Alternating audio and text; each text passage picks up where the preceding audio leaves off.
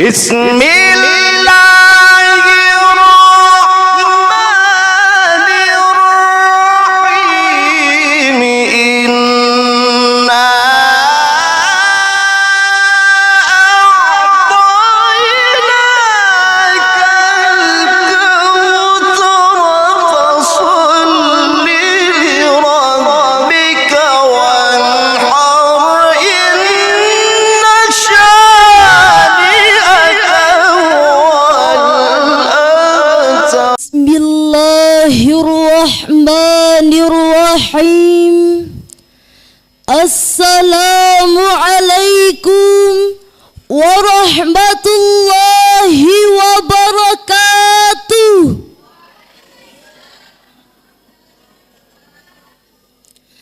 Alhamdulillah. Alhamdulillahilladzi ja'alal qalama wal kitaba lil qira'ah wal qira'ah lil ma'rifah wal ma'rifah lil ibadah wal ibadah lillahi ta'ala. Amma ba'd. Birasulillahi wal badawi wa rijalin min bani alawi salaku fil manhajin nabawi. Birasulillahi wal badawi wajah tersenyum indah berseri, akhlak mulia juga terpuji. Beri syafaat kepada kami, wahai baginda kekasih Rabbi. Beri syafaat kepada kami, wahai baginda kekasih Rabbi. Dewan Hakim yang arif dan bijaksana, serta hadirin yang berbahagia.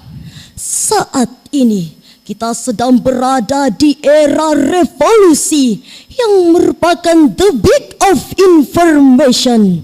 Era globalisasi teknologi berkembang pesat dan akses terhadap informasi semakin cepat dan tepat. Bak roket yang melesat yang memudahkan urusan secepat kilat. Penggunaan teknologi secara bijak dapat mendatangkan banyak manfaat. Namun jika tidak dimanfaatkan dengan baik dan bijaksana, maka akan menimbulkan dampak yang tidak tepat yang berakibat merusak di tengah-tengah masyarakat. Perkembangan teknologi di era digital telah membawa perubahan signifikan dalam berbagai aspek kehidupan, termasuk komunikasi, bisnis, pendidikan, dan kesehatan. Media AI yang merubah cara kita bekerja dan berinteraksi. Media IoT atau Internet of Things yang memungkinkan perangkat untuk saling terhubung dengan data. E-commerce yang membuka peluang bisnis bagi masyarakat di dunia maya. Bahkan telemedicine yang membantu berinteraksi di bidang kesehatan. Inilah bentuk nyata dari sebuah dunia maya yang membuat semua terasa instan, tanpa beban menunggu antrian dan tanpa lama menunggu jawaban. Namun tidak sedikit yang terperosok dalam gemerlap kemewahan dan kecanggihan media teknologi. sehingga menimbulkan tantangan baru terkait privasi individual, kesenjangan digital dan perubahan paradigma. Interaksi sosial di era digital ini telah menghadapi berbagai masalah yang seringkali memicu konflik. Masalah yang sering timbul dalam interaksi sosial, terutama dengan maraknya media sosial dan teknologi digital yang merusak keseimbangan kesejahteraan mental individu, seperti ujaran kebencian atau hate speech adalah masalah utama. Untuk itu hadirin, izinkan kami menyampaikan sebuah syarah Al-Quran dengan judul Al-Quran dan Etika Teknologi di Era Kecerdasan Buatan AI, dengan landasan firman Allah dalam Quran Surah Al-Hujurat ayat 6. Mari kita dengarkan lantunan bunyi ayatnya. A'udzu billahi minasy syaithanir rajim.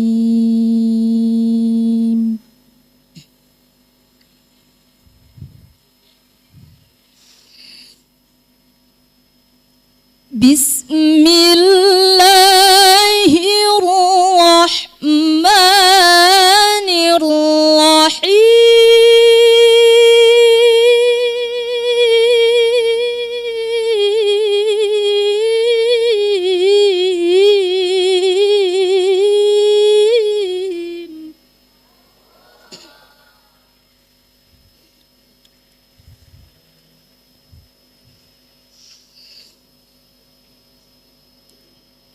Ya ayyuhalladzina amanu in ja'akum fasiq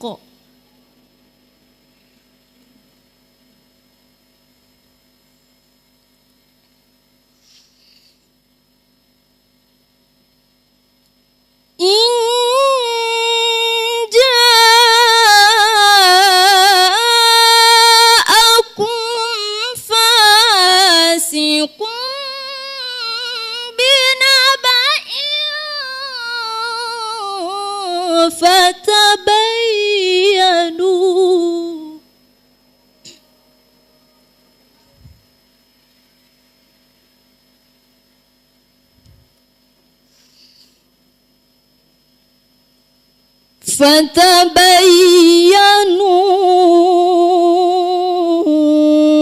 an tusibu qauman bijahalah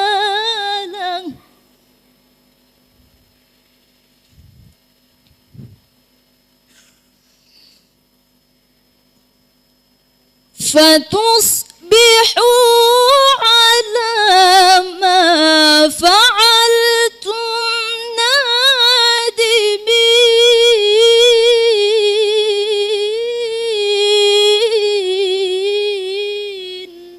Aku berlindung kepada Allah dari godaan syaitan yang terkutuk. Dengan menyebut asma Allah yang Maha Pengasih lagi Maha Penyayang. Wahai orang-orang yang beriman, jika datang kepadamu seorang fasik membawa suatu berita, maka periksalah dengan teliti agar kamu tidak menimpakan suatu musibah terhadap suatu kaum tanpa mengetahui keadaannya, yang menyebabkan kamu menyesal atas perbuatanmu itu. Hadirin wal hadirat rahimakumullah. Profesor Dr. Muhammad Quraisy Shihab dalam tafsirnya Al-Misbah, kesan, pesan dan keserasian Al-Quran, volume 10 halaman 439. Rasulullah juga menunjukkan ketahanan dan kegigihannya. Ayat ini turun setelah kasus yang menyangkut Al-Walid ibnu Uqbah ibnu Abi Mu'i yang diperintahkan Nabi Muhammad menuju Bani Al-Mustalak untuk membayar zakat. Ketika anggota mendengar kedatangan Al-Walid, mereka segera keluar dari perkampungan dan menyambutnya sambil membawa sedekah. Namun hadirin, Al-Walid justru menduga bahwa mereka akan menyerangnya. Mendengar hal itu, Rasulullah pun mengutus Khalid ibnu Walid menyelidiki perkampungan Bani Al-Mushtalik, yang ternyata pada saat itu masyarakat desa tengah mengumandangkan azan dan melaksanakan salat berjamaah. Lalu Khalid mengunjungi mereka dan menerima zakat yang telah mereka kumpulkan. Hadirin, disinilah pentingnya meneliti sebelum meyakini sebuah berita dan informasi. Pesatnya perkembangan teknologi telah membawa perubahan terhadap karakter dan gaya hidup setiap orang, terlebih-lebih lagi generasi muda kita. Kita tidak lagi mampu menghentikan laju internet yang booming, maka sebagai konsekuensinya kita harus membangun pondasi keimanan dan filter yang kuat untuk menyaring derasnya arus budaya asing. Sayyidina Ali bin Abi Thalib radhiyallahu anhu pernah berkata, Angin kencang yang menerpa bukanlah untuk menggoyang pohon, melainkan untuk menguji sejauh mana kekuatan akarnya. Tantangan pendidikan lebih kita rasakan saat ini. Terbukti dengan adanya dekadensi moral generasi muda. Dekadensi moral seringkali dikaitkan dengan perubahan sosial yang cepat, di mana nilai-nilai tradisional mulai tergerus oleh pola pikir instan, materialistis dan individualistis. Hadirin, sungguh sayang negeri kita, kemerosotan dalam penerapan nilai-nilai etika dan pembangunan karakter kini jauh dari kata berkembang. Mari kita saksikan berbagai macam problematika yang mempertontonkan kehancuran dan moralitas anak negeri.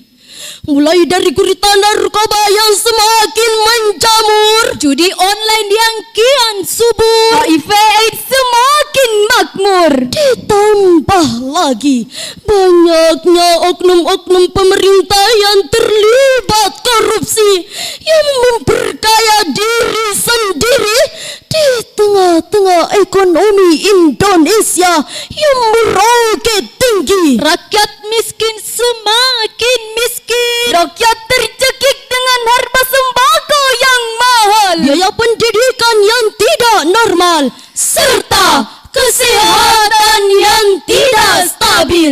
Betul hadirin? Pantas kalau Transparency International Indonesia mengungkap bahwa indeks persepsi korupsi pada tahun 2025 merosot dari skor 34 dari 100. Angka ini menjadi catatan bagi negeri kita tercinta. Data ini menunjukkan bahwa perjuangan melawan korupsi menghadapi tantangan besar yang menjadi persoalan serius yang perlu dibenahi bersama. Lalu, bagaimana solusi menjaga generasi muda? Mari kita dengarkan firman Allah dalam Quran surah Al-Ahzab ayat 21 yang berbunyi sebagai berikut. لقد كان لكم في رسول الله أسوة حسنة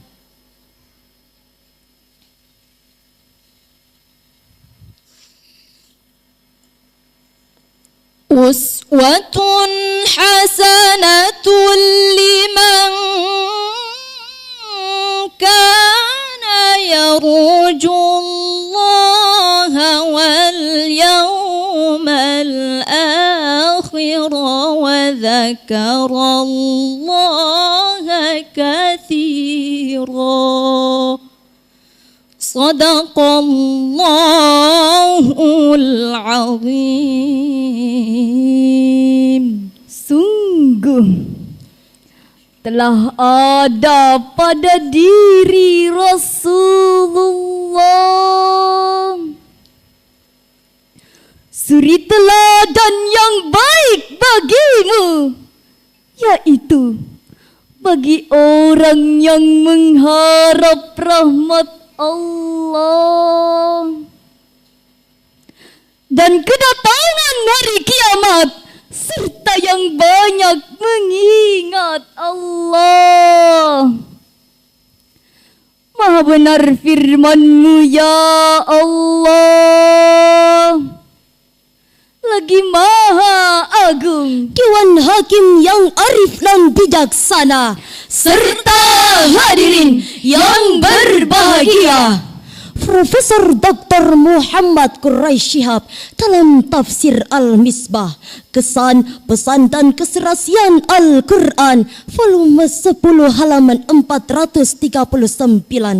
Rasulullah juga menunjukkan ketahanan dan kegigihannya dalam menghadapi suka dan duka, termasuk keterbatasan haus yang dirasakan oleh pasukan muslim. Meskipun peristiwa ini terjadi dalam konteks perang Khandaq, ayat ini mencakup anjuran untuk meneladani Rasulullah dalam berbagai aspek kehidupan.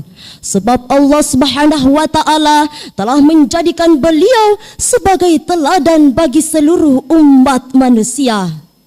Sebagai kesimpulannya hadirin, kita harus menjadikan media sosial sebagai sarana dakwah, menyebarkan kebaikan dan menjaga martabat diri dan orang lain.